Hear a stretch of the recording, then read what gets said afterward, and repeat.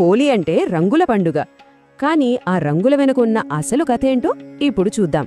హోలీ వెనుక ఉన్నది ఒక ప్రేమ కథ, కాని అది సాధారణ ప్రేమ కాదు.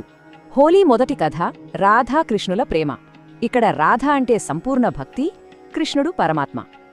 కథ ప్రకారం కృష్ణుడు తన నీలిరంగు చూసి రాధకు నచ్చదేమో అని బాధపడ్డాడు.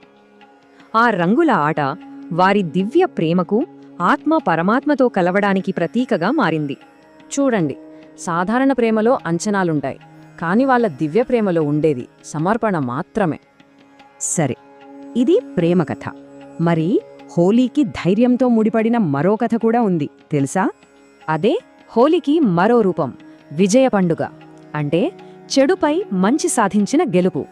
ఈ కథ హిరణ్యకశిపుడు, అతని కొడుకు ప్రహ్లాదుడు, ఇంకా ఒక భయంకరమైన కుట్ర చుట్టూ తిరుగుతుంది. హోలికా దహన్మంట ఆ కథలోని ధర్మ విజయాన్నే మనకు ప్రతి ఏటా గుర్తుచేస్తుంది. హోలీకి మరో కోణం కూడా ఉంది. అది ఈ కథలను ప్రకృతితో కలుపుతుంది. అవును, హోలీ అంటే వసంతానికి స్వాగతం. కొత్త పంటలు, కొత్త బంధాలకు ఇది ఆరంభం. ఇంతకీ మనం చల్లుకునే ఈ రంగుల వెనుక కూడా ఓ అర్థముంది. ఏంటో చూద్దామా? ఎరుపు ప్రేమకు, పసుపు శ్రేయస్సుకు, నీలం కృష్ణుడికి, ఆకుపచ్చ వసంతానికి సంకేతం. అంతేకాదు, పూర్వం ఈ రంగుల్ని వేప, పసుపు లాంటి వాటితో చేసేవాళ్లు. ఆరోగ్యానికి కూడా మంచిది.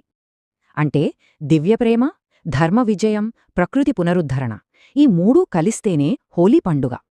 అందుకే హోలీ కేవలం పండుగ కాదు, పాత విషయాల్ని వదిలేసి కొత్తదనాన్ని ఆహ్వానించే ఒక అవకాశం.